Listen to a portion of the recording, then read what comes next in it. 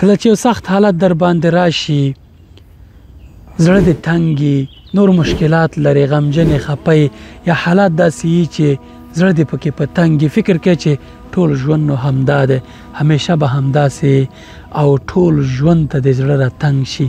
خو ته پوهېږې چې له هر تنګسیا وروسته هوساینه شته، له هر مرض وروسته حتما روغتیا شته ده، له هر سختۍ وروسته اساني شته ده.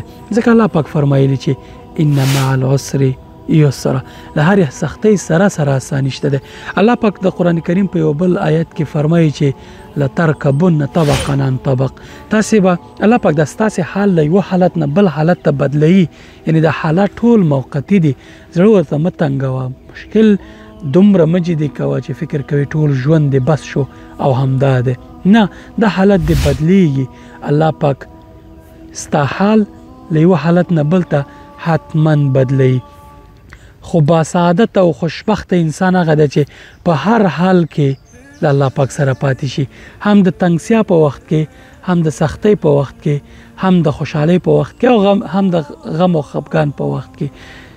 د ستا د زړه واک الله پاک سره دی.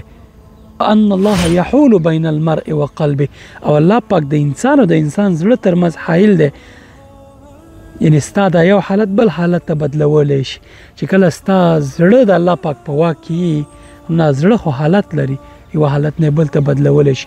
که سختی در باندې راغلی، که تکلیف در باندې راغلی، الله پاک ته ورستون چې مراجعه ورته وکړه، زارۍ ورته وکړه، ستا حالت بدلولی شي.